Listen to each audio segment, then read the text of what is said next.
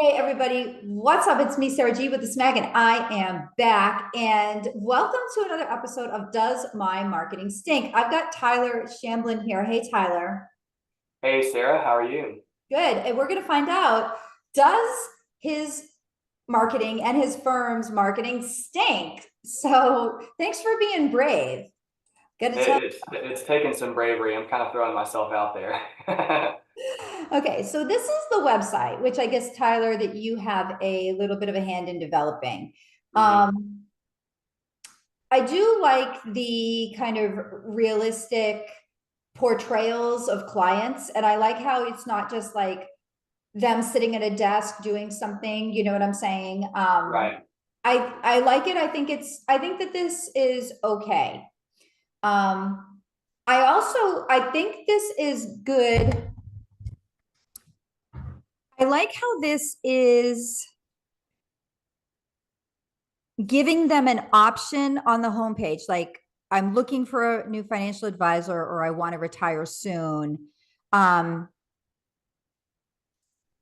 I feel like those could be better options though. So for those of you that are just on the podcast, not watching on YouTube, you should watch this on YouTube if you can sometime. But okay, yeah, so he's got other options too. I want to learn about, I'm looking for a new financial advisor, I need a plan for my money, I want to retire soon, I want to learn about your team. Yeah, I feel like this could be three buttons instead of four, though, Tyler, where I'm looking for a new hmm financial advisor. I think it's obvious if I'm on your website that I am, in fact, looking for another financial advisor, a new financial advisor, right? So I like the options of I want to retire soon. Where were they? Oh, okay. They kind of oh yeah, the other thing, these should be static. Yeah, They shouldn't be appearing and disappearing. Um, keep them stable, I would say. that's uh that's the byproduct of amateur web development and trying to make them like show up in a creative way when they first get there, and then it just loops through on like a little slideshow of videos, Yeah. and it's totally just novice hour on the design. So Yeah. Well, what I think you've done well here is though that, and the buttons are disappearing, but I, on one of the buttons you have, I want to retire soon. And then another button you have, I need a plan for my money. And then another one, I want to learn about your team. Awesome. Because what you've done here is you've self-selected people. You've allowed them to categorize themselves based on what they know about what their intentions are. So if someone wants to retire soon, awesome. You're going to direct them, I'm assuming, to somewhere. But if they just need a plan for their money, I think that would imply perhaps less intentionality about one particular goal. They might not, they just might be younger. If someone's retired or around retirement age, I think they're going to pick the I want to retire soon. Even if they're not going to mm, retire soon, I think if they're thinking about retirement, they're going to pick the retirement one. So what you've done is you've essentially bifurcated it to I want to retire and I'm going to need your help soon, which is high intentionality, in and to low or unknown intentionality, which is like I might be, I might be selling my business, but I might not. I just got married, and at some point we might be needing some help, but I'm not sure. It depends on my husband's job. Like a good job on that. Okay, that's good. Now, when I click it though, I want to retire soon. It says how to get started with Century Financial. No high pressure sales, no locking doors until you sign. Like, okay, fine, but whoa, you know what I'm saying? I like that you're acknowledging that there might be some kind of an urgent need, but I'm not here yet. I want to know how do you help people with retirement? Are you going to, um, what are you going to do for me? Is it a self-directed option? Are you going to manage my money? Are you going to take care of a plan? Okay, and then our process. Now you're getting down into our process: introductory call, discovery strategy. Oh, financial advisors. The our process part. I am not interested in this until I know that I want you. Okay, so I would replace this little page that it goes to after I click mm, um I want to on retire the soon. retire button. I would put them into, what does that look like? Like, okay, so you want to retire soon. Are you um looking what kind of services might go into that? Social security, tax location, tax planning, investment management, cash flow, all kinds of things. Okay. So that was a little bit of a jump. You jumped too soon into like hire me. Okay. And So so is maybe, this you? I like yeah, it. I like this part. This is good. This is the banner. I'm back on the homepage here. yeah, Is this you? Frustrated about communication from your current advisor? Too busy to become an expert in wealth management? Tired of being pitched products that don't fit? Good. I would have said, though, I would have made it a checklist of, if this is you, or here's who we work with. Frustrated about current communication with advisor. Too busy to become an expert in wealth management. Yes. What you've done is you've selected out for the DIYers, the like that, sorry, engineers, a lot of them tend to be, but the people that are too like distrustful of financial advisors and who have somewhat of a semblance of financial skills already, usually in the money management area. Those people are frustrating to work with. So I like that you're kind of saying, like, if you're too busy to manage your own money, then yes, we will work with you, right? Good, because you don't want some backseat driver. Tired of being no, pitched products that don't fit. I mean, I think everybody is worried your portfolio can't weather changes in the economy, uncertain about who you can trust, looking for a competent team to help you. Right. I would have made it like, here you're kind of pitching yourself. I would have made it more of a qualification of them, to tell you the truth. I liked where you were okay, going with too busy to become an expert. I would say frustrated with communication from your current advisor is good, because that qualifies them also as being delegators. But I would have put more qualifications there. I would have said, if you have an asset minimum, I would have said has accumulated $500,000 or more of wealth. Or I would have said something, if you're just a planning firm, I would have said something like seeking a tangible, concrete roadmap. I would have said that. This part about tired of being pitched products. I mean, now you're just selling, right? Looking for a competent team to help you. I would have said, instead of like looking for a team to help you, I would have said wants to work collaboratively with one or more team members, because that is an advantage. The fact that you have a team behind you, I think, should be emphasized, because it separates you from the solopreneurs. Nothing against them. You can be a very successful financial advisor. But the fact of the matter is, some people just would prefer to work with a team. sure. So I would have qualified them. I would have said, is this you over here? And I would have put like check marks. And then I would have also put a list of maybe like, and nobody does this, by the way. Nobody will do this, but I would have just said not the best fit. And I would have listed out who the people are that you're not probably going to work the best with. DIY investor, like not a level of significant assets where you would meet our minimum fee, that level of assets being whatever it is. Doesn't like to meet and discuss things. Some people would rather just have it be put in a product, show me the performance, etc.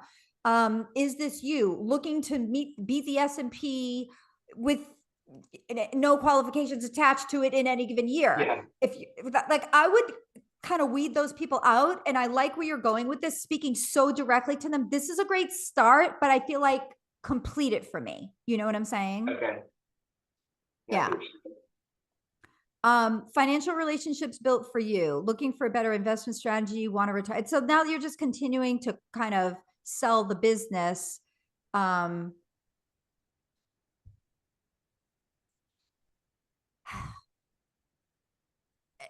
I feel like what I would have done is I would have stayed with these top two things here. And then I would have said, okay, here, what are your objectives? I want to retire. I need to plan for my money. Just want to learn about your team. I would have attached action items to those. And I would have said, I would have had a button for set up a time to meet with us. And I would have had a button for set up a time to meet with us on each of these places that each of these boxes are leading you to. Like, make it easy for me if I want to take action. Other thing is, I don't see your phone number and email at the top of the website. Folks, everybody listening to this, the website should have the phone number at the top in one of the corners, please. Okay, because some people are just not going to have the time to do it. to look at your website, or they might look. I think we overestimate the amount of time that people actually are going to spend on the website. Even if they're in love with you, I don't care. They're not going to read every word on the website. And it is nothing. It makes my blood boil when I see you financial advisors doing the hard work only to frustrate the client sufficiently by not making it clear how to contact you. Put it on the top. The vendors are going to call. Let them call. Let them call. Let the wholesalers and the lead generation, whatever people, like, let I them was gonna say call. that those folks are going to be able to find us. They're a little bit more hungry to get in touch with us than the client who's just in exploration mode. So they'll click all over our website and find that number. But we want to make it easy for the people that want to do business with us to find Well, us. I mean, by the way, if you do get contacted by vendors, there's nothing to say that those vendors, by the way, can't become a client at some point. Sorry, this is like always be closing. You have to look at like everybody as a potential client, a potential relationship, and you just never know, Okay.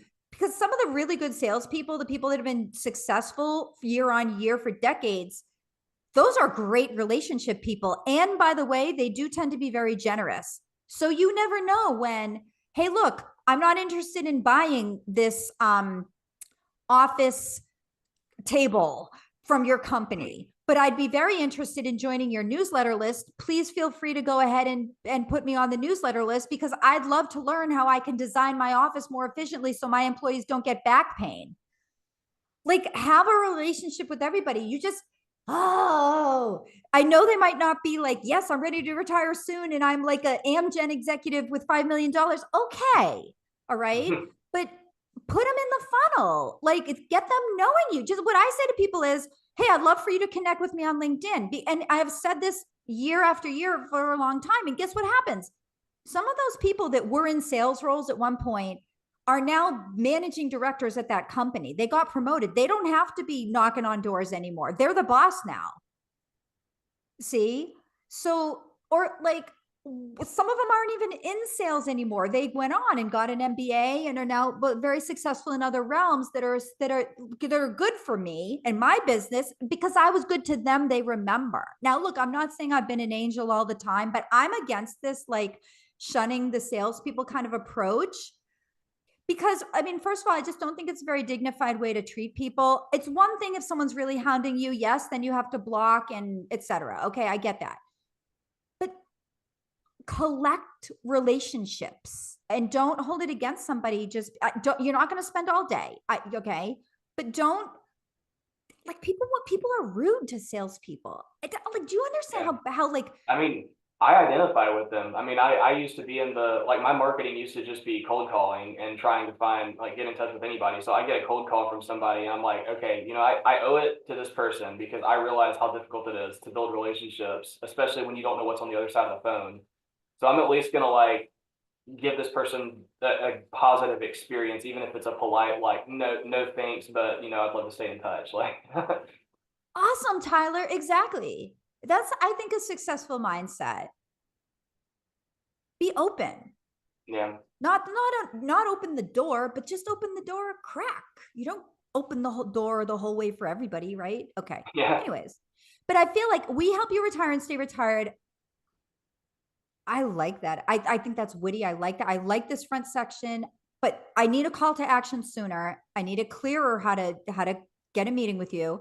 And then, is this you part? Like I said, I would want 2 lists, and I also would want, okay, so it's like, yes, you've qualified me. Like, yes, I am about to retire. Yes, I do want to work collaboratively. Yes, I do have the assets. Okay, boom. Here's how you can meet with me. Nothing wrong with making that clear. Financial relationships built for you. I don't know. I don't like this section. I feel like it's like you should have referred me away to your work with us section already. Like, if I haven't jumped away to learn more about you by now, this is not going to convince me to do it. I would take it out. I think it's just lengthening unnecessarily. Financial okay, education, become an educated money manager by reading articles written by our team. That's sounding like you are trying to like train me to be a portfolio manager. I just would say financial education. How about just say nothing? I, okay, I mean, 3 ways to turn income into great wealth. It's obvious it's a blog by you. I don't need you to explain it to me. too many words, watch and listen to our podcast. I also like tune in for stories about client success and simplified financial education. Also, financial bullhorn. What is financial bullhorn about, really? Well, that's a great question. Number one, so we've launched kind of like the inaugural episode and just kind of put it out there. And we're recording the next few episodes. So we're gonna try to get a little bit more regular with our episodes, but we're trying to map out like, okay, we've got to both get a transcript to compliance, and also think like if we want to actually build an audience, we need to be predictable and consistent with how we deliver it. So let's try to get a lot of recordings done at once, or at least a lot of approvals done at once, so that we can dole them out like, a couple weeks in advance. And then if we need to make the changes based on compliance, we have time to edit before then like the third one down goes out. So going back to what it's about, we're really honestly just trying to, the first couple episodes, give some background about like who we are, since we like people don't know us yet. And then, further down the road, we'll get into like like what we do as far as we help you retire and stay retired. Like, what does that mean, like practically? And then go into like the daily things that we actually do for our clients that are a function of like that overall general service that we do. Tyler, how is this going to make my life better by me sitting down and listening to this? Okay, that's probably a better question, and at least directs me down the right path. I think you need to refocus. From what it sounds like, I have not listened to this podcast yet. I'm going to take a look at it in a minute, but I would have said something like, we talk about financial mistakes, examples. We will discuss examples of retirement mistakes that people make and how to avoid them. See, that would be valuable to me if I'm interested in retiring. Okay. It has to be a lot more focused. Otherwise, you're going to be putting a lot of time and energy and money into a podcast. I mean, podcast editing, like I edit my own stuff, but like I was talking to this woman once and she's like, yeah, $500 to edit a podcast. Now, look, hey, everyone's got to make a living, but holy smoke, right? Like one podcast for like, wow. So, see what I'm saying? Okay. Let me look at what the actual podcast is. And I'm sorry, I don't mean to be like harshly criticizing anything like that, but the fact of the matter is, it's my job to make sure that your time and money are well invested. And unless this is ultra laser focused on what the value is to the client, as is providing more value, it's not gonna. Okay. So first episode. In this first episode, Tyler and Brian share how they became financial advisors. Nobody really cares about, again, like my precious time and money, right? My time is money. I don't have time unless I'm like already retired and don't have any real kind of, I don't even know. I don't know anyone that would want to really sit there and just listen to like a meandering kind of discussion of that short snippet of the firm's history. Also, nobody cares. Nobody cares. Like if it gets to the point where I'm interested in doing business with you, I'm going to want to know that you've been in business for a while, and I might kind of be interested, but wow. Okay. So that was just kind of it again, them, not you. It has to be about them, not you. All right. What the focus of the podcast has to be, what it is that the client can get out of it, not anything about the firm, anything about your services, even anything about your clients. They have to be able to relate to it, connect with it, and see themselves as benefiting from the knowledge by way of how can I do things better? What mistakes am I making? Okay. So we had kind of gotten a framework from somebody else in the industry that had said, like, if you don't know what your first 12 episodes are, here's a template that you can like kind of run with. And so we were kind of going to go head down that track. So what you're saying is if we went down a track that was like just go straight into here's the common retirement mistakes that people make, and just kind of take it, like tackle them one by one and just jump into it. Like, doesn't matter who we are or like why people should be trusting us. Just get straight into the material that they actually want to hear. Is that something that you would think would be more effective than just kind of trying to set this elaborate foundation and then getting to the meat of the financial stuff? Well, yeah, I mean, in the beginning, I would say something like, my name's Tyler.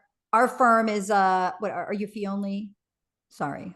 Fee based. We're with Osaic Well. Okay, Yeah. whatever. Hey, we're investment firm, whatever your story is. Okay. Hey, I'm Tyler. We are professional financial advisors. And in this podcast, we're going to be, that's really all I care about. Like if you want to read more about our firm, you can, here's our website. But I want to tell you that this podcast was created by us. We just launched it. And the reason is that we see people who are retired and still worried about money, and we can't stand that. Okay, for example, I would have said how to stay retired. Like here would have been a great first episode. Okay. Why can't anybody stay retired anymore? Or that would have been the title, or something like staying retired is harder than staying married. Something like that. Like, talk about I actually think staying retired is a great topic, because you do hear about people who can't retire. I would think it would be like can't retire when you want to would have been the bigger thing, but it has happened that people have had like my dad is convinced that he's never going to be able to retire. Like because both of his parents passed away in the 50s, and so he never got to see. Yeah, well, I appreciate that, and so he never got to actually see what successful retirement looked like as an example before him, and so he thinks, because he's a minister, and that's, he's always kind of had like that. Well, I'm a minister. I'm going to be a minister until I'm 90, like until I'm 95. So like he's been thinking I'm never going to retire, but having to convince him like, hey, you're doing all the right things with money. That's a possibility. Like that was kind of the light bulb moment for me, that it's like, okay, there's lots of people in the pre-retiree stage who are terrified that they're never going to have enough money to retire, but they're actually in a lot better position than they think that they are. So I feel like it's my mission to help give those people the confidence that they need to be able to take that step so that they can transition from a scarcity mindset into just being able to freely, travel and take trips with the grandkids when they want to, or, do whatever they're passionate about. Like that's what excites me about the planning. And so I guess I appreciate you for like kind of narrowing that focus a little bit, because that kind of makes me a little bit more excited to get a message out that this kind of why we're doing all this in the first place. Like nobody really cares, like, about our structure and like why we do broker dealer versus RIA and all that kind of stuff. Wow. What's in it for me. So Amen. Well, I love that idea though of when can I retire? Like because by retiring at the wrong time, you could really mess yourself up, taking Social Security at the wrong time, all of that. So I would say that those would be great episodes. Like number one of the biggest risks to having to come out of retirement once you're already retired, having to return to the workforce as a retired person because you ran out of money, would be taking Social Security too early. And then you can come in with your client experience and hey, we had these clients, Betty and Bill was real kind of stubborn and never worked with anybody, never did the calculations, and then blah, okay. So they're getting the credibility from that. Like and it's the way you talk about it too. Everybody feels so much like, oh, I got to tell them how great I am. When you tell stories about other people, they will see how great you are. Like, oh yeah, Bill was a veteran. He had served in the Battle of Gunjgal and came back, and he was very decorated as a result. He had a pension that was 20 years, and he just felt like that. And like, if you're showcasing how close you are with your clients, how can anybody listening to that not say, this is a great financial advisor? Like he remembered that this guy was in the Battle of Gunjgal in Iraq. Like, what a smart, adept, caring, involved, interactive financial advisor. And that's what matters to them, not what the resume says. Sure. So I guess I do have like a small question on that. So we have lots of great client stories that I'm sure that we could use. How would you approach like being able to share their stories if maybe our clients are a little bit private and they don't necessarily like their story being publicized? Because like if we have a lot of clients in the same regional area here in the Memphis area and we're putting out a message, then like they might be worried like, oh my gosh, my friends will know that that story's about me. Like, so like how, like, I guess, how could we be sensitive to their desire to like, keep things private, but also try to be impactful with a client story like that? Do you see what I'm saying? Yeah, I would write up a summary of it, and then I would send it to them and say, for the purposes of illustrating how to avoid certain mistakes, or how to structure a retirement income plan correctly, we wanted to discuss this experience that you had as our client, this experience of working with us. But in full transparency, we really felt that we should ask you first, is this okay as written? And you also want to cover yourself. So if you email it, you have an email record of they verified and said that it was okay. I think it would be very hard for them, because you can always point back. If they get cold feet after it's published, you can always say, well, no, Bill, this was the email that you Yeah. agreed to this. Oh, I didn't read it. He did the right thing. I goofed. I should have spent more time reading it. My bad. Right. So Mhm. you have a trail that you could trace back, and I would just operate with full transparency to them and Okay. fully able to be verified of that this was approved of. Yeah, that's fair. Yeah. Okay. So the website, I want to keep going over on the website here.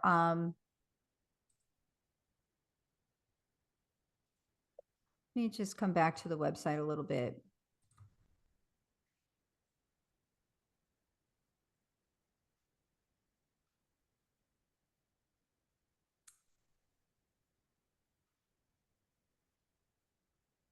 Okay.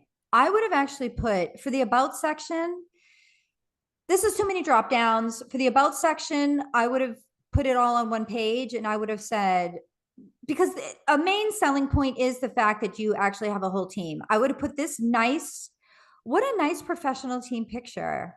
You people look so crisp and orderly in this picture. I would have put that, heck, I would have It's put that probably the like other right three at the that tie top it of the together about page. there.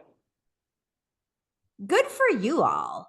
So I would have put that at the top of the page. And then, I think it says, what does this say? Nice to meet you. Yeah. Awesome friendliness. Good for you. This is an okay team page. Nice to meet you.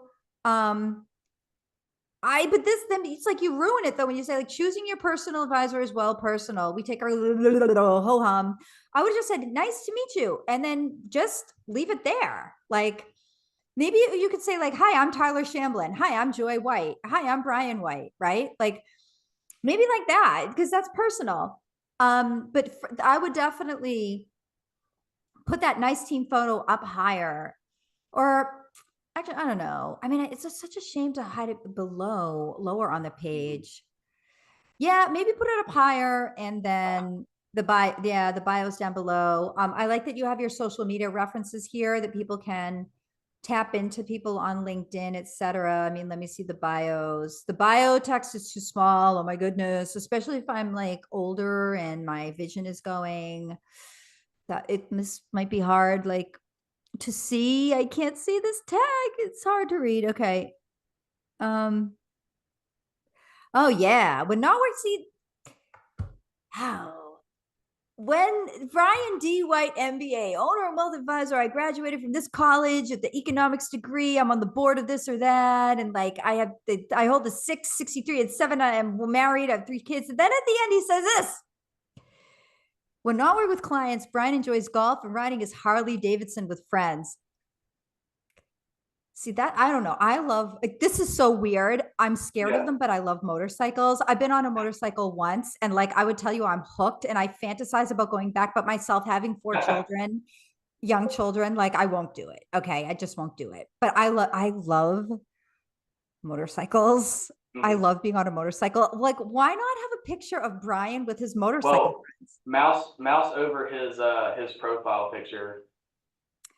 So Oh no, Tyler, because this looks so posed, like him yeah. swinging a golf club. Like, again, this is like prim and proper. This is like, I So feel like he's almost yeah. modeling golf clothing or golf gear. So now that's one thing that we did. And now my profile page I've done a little bit differently because that's one that I wanted to try to be a little bit more personal with it.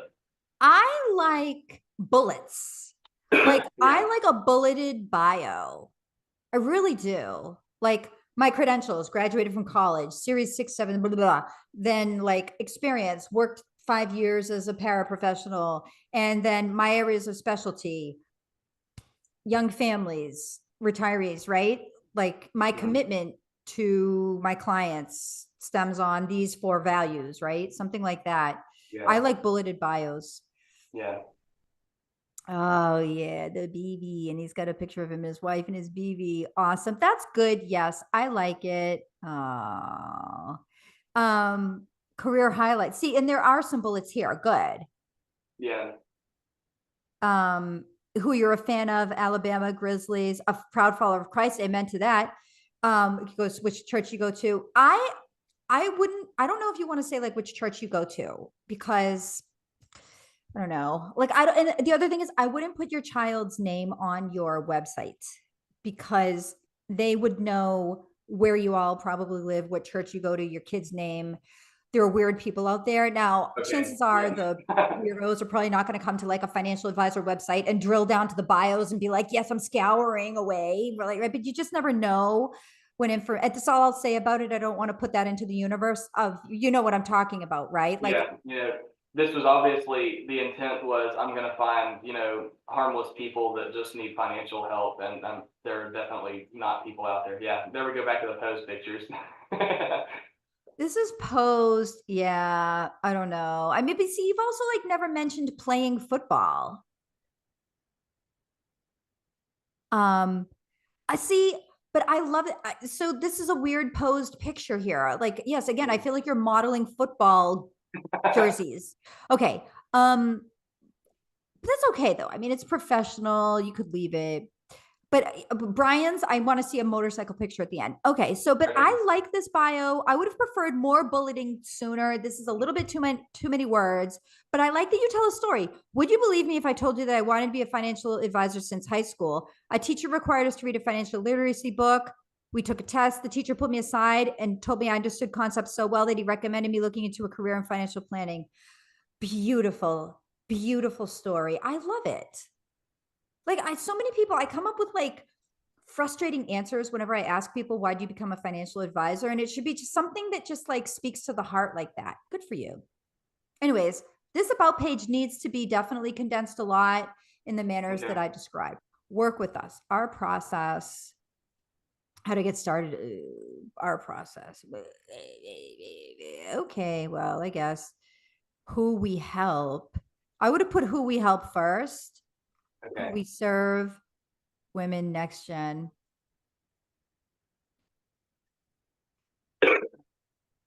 Okay. Our typical new client, I would have put that first. Discover more about who we help. Empty nesters, retirees, women, next gen. I don't know. I mean, that's uninspiring. It's like women. We serve women. Well, I mean, isn't half the world a woman nowadays, right? Right. Our typical new client, I would have said this. I would have put this up higher because I need to know if I need to have 1 to 5 to work with you. I need to know that. I would have put that smack dab right high up. Client success stories. Okay, it's just kind of like more selling. FAQs page. I know SEO people have different questions, like opinions about this, but I actually hate the FAQs page. Not your FAQs page, but just in general, I hate FAQs pages. Mhm. What should I like? The reason is that the FAQs page, a lot of times is unnecessary. If it was that important, you should have mentioned it already on the website. And if it wasn't important enough to mention it on the website, it was just an ancillary little thing, then, Yeah. I mean, how many of those little things are really even worth burdening the client with at this point? Where's the stuff going to be custodied that goes on the service page? What should I expect from our first meeting?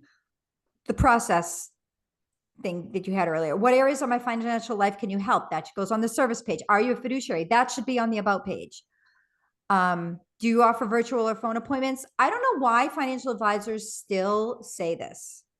I don't know a single financial advisor that says, no, you have to get in your Hyundai Tucson and come down to my office. Like, I don't know a single one.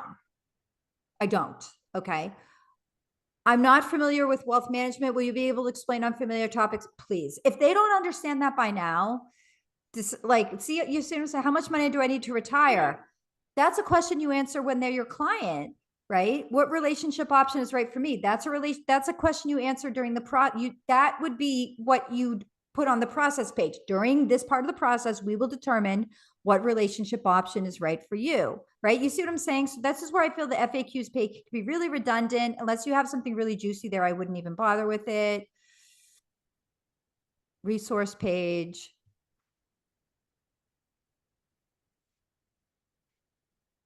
Too many resources. So he's got blog, our services explained, client login, fine, client login, events, yes, free guides, podcast. I would take out the our services explained. That would go on services. Free guides. There's only one free guide. I would use this. 9 common mistakes when retiring early. Okay, so he's got I don't know. I mean, this is one of those lead magnets where they're trying to get people to download it, I suppose, and give their email address in exchange for this PDF.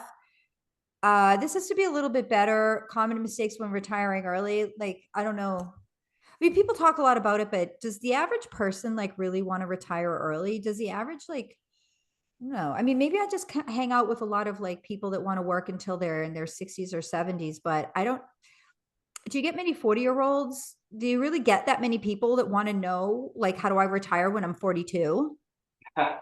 Well, I guess that's a problem with, really honing in on a niche because, I've got people that are in their 50s that don't really care about retiring early. They're just like, if they like their role by then, they just want to retire at an appropriate age and hope that they enjoy their job until then. And then people that are in my age, which like I'm like kind of sandwiched between millennial and Gen Z. And it's like everybody that's in my generation is talking about like, well, we watched our parents or we watched grandpa or whoever like retire and then like pass away 5 years later, so he never got to actually enjoy himself. And so we don't want to do that. We want to retire as soon as possible so that we can have more time to ourselves and be independent and do whatever we want to.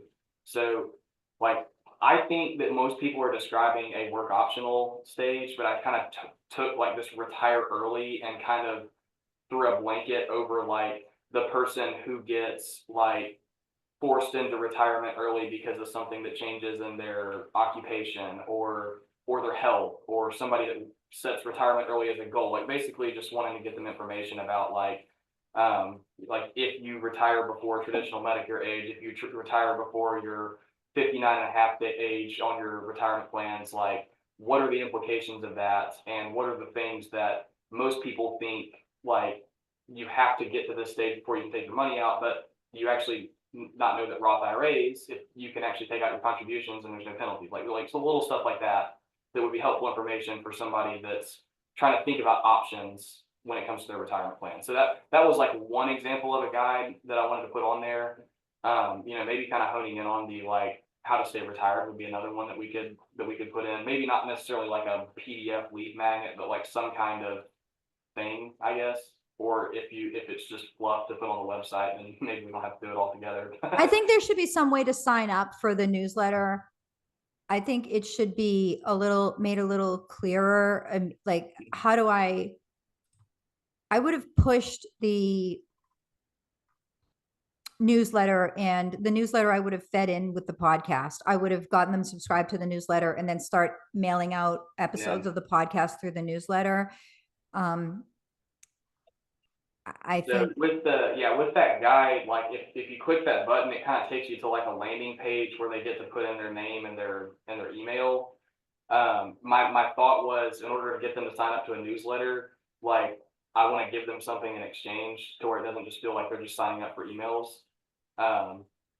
But is there maybe a better way to, because like really what I'd like to drive them to is just being able to communicate with them on a regular basis through email marketing.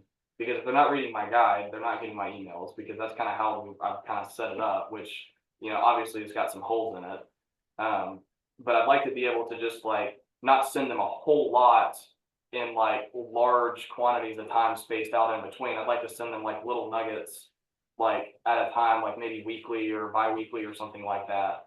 So I'd ultimately like to drive them to that newsletter.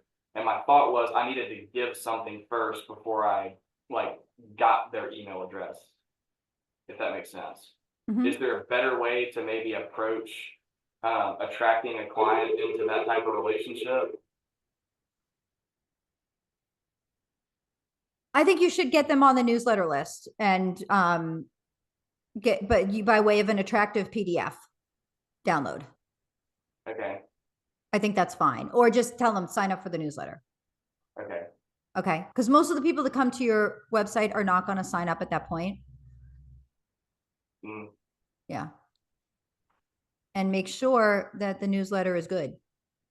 Right after they sign up, they should get an email that says, check out our podcast, because then that's going to bring them right into your energy, because they're going to experience your personalities and you live.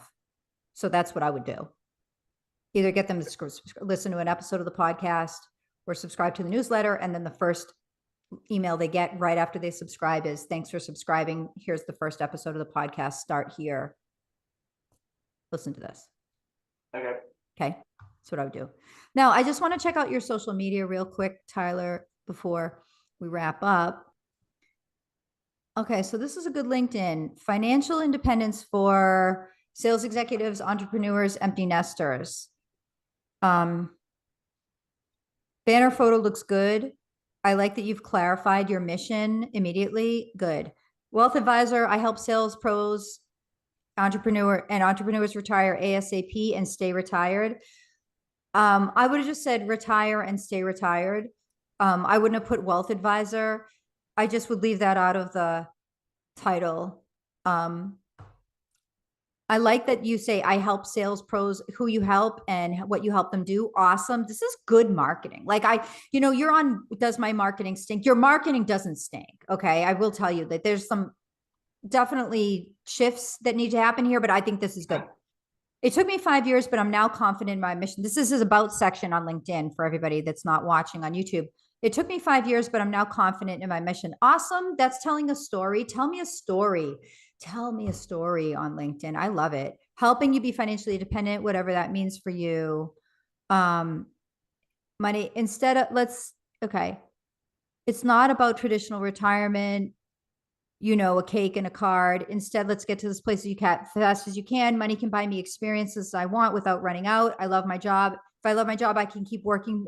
If I don't, I'm not tied to it, but you don't get there overnight. This is awesome.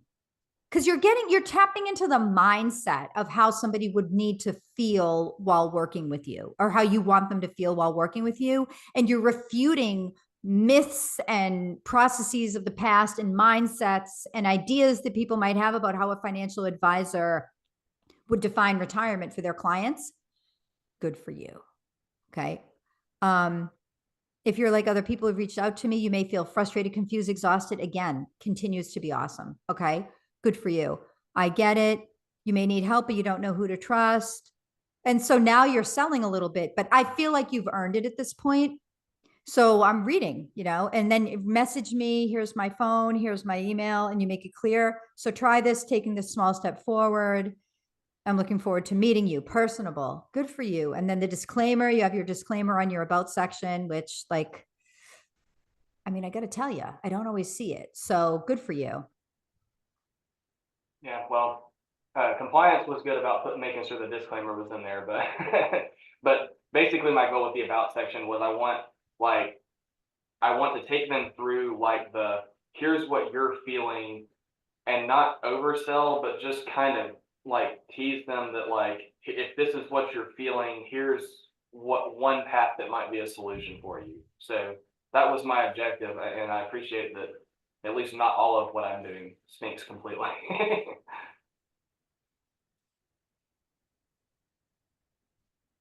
So now this is your personal Facebook, Mhm. 261 followers. I care less about Facebook pages. I would be more into Facebook groups. I Mhm. would try to meet people since you're a new parent, I would join new parent groups, community groups in your area for parents. And I would just start to socialize and meet people on there. And I think it's good that you've made it clear on your Facebook page, I'm a wealth advisor. And I would post every so often, but I wouldn't try to accumulate followers on your Facebook page since that's a personal thing and people might kind of feel bait and switched. But I absolutely would use Facebook to meet people socially, just like you would at the local clam bake. And at the same time as you would have, you know, the impetus to likely mention that you're a wealth advisor during conversations with folks, I would definitely mention it on your Facebook page as you have. So good, that's tasteful. I think you've done a good job with your Facebook. That should be what Facebook is for, by the way. Facebook, number one opportunity on Facebook is Facebook groups. LinkedIn groups, not so much. But Facebook groups, yes. Okay. Now, Instagram, you've got the wife and a baby. Why I became a financial advisor is an okay posting. Not too many followers on here. Okay, so we're not getting so much engagement here. I think you're getting more engagement, it looks like. Um,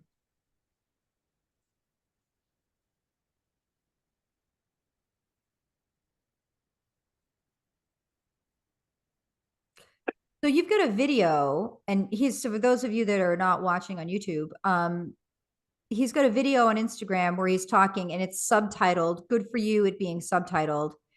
This video I would have edited slightly. I don't like that I could see like the car, like what is this, like how to exit the car in an emergency sticker, like on the top. Like All the that's, seatbelt stuff in the car, yeah, like yeah. the seatbelt.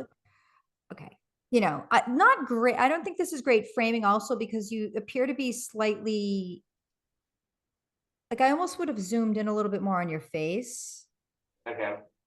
Um, Good that you have a car blog though, because people love car blogs.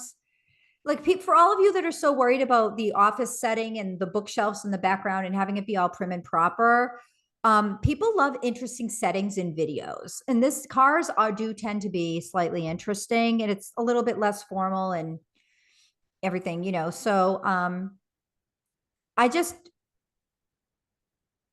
feel like this could have been you should have a title at the top of the video. Like, I mean, I don't even know what the title would be because I haven't watched this video, but like, don't force yourself to take unnecessary risks in your 60s.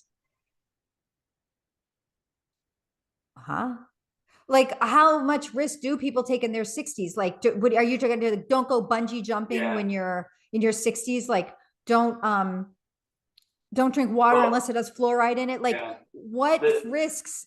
What risks do this 60 year is a olds? story about a guy who's like I've got a friend who's an advisor in the industry, and he's telling me about like one of his clients who he gets to his 60s and he's hounding him like daily about trying to get in on a particular stock.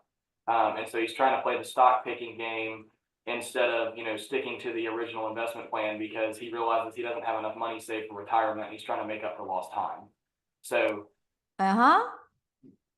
That that's okay, Tyler. That should have been the headline and the driving main learning takeaway from this video because that is the thing that people do. I think it's called like get evenitis or something. Or like I would just say making up for lost time is a risky proposition at okay. best. Or Yeah. like I would have addressed I that. feel like I may have articulated it better in the video and captioned it very poorly. Right. But in a video, a lot of the videos are going to be watched on mute. So you should just keep that in mind that what the title at the top says and what the captions say, especially Yeah. in the beginning, are going to be signals to folks about what the video is about, way more than Okay. what the actual posting itself says. So just know that. And with video, you have to be ultra super focused because it does cost to edit them. It takes time to record them. People like shorts better than they like longer videos to begin with. So it can be a huge disposal of time if you know, like I wouldn't do a video unless it's going to really be viral and get hundreds and hundreds of views on it. So I just tend to say use text postings to test the concept. And then once it's verified that the audience is interested, then make a video about it. But I wouldn't make a video until that point. Okay. I appreciate the insight. Okay. Well, thanks for being a great guest. Everybody, if you'd like to be a guest on Does My Marketing Stink, then send me a note. And everybody, thanks for listening. I'll see you in the next one.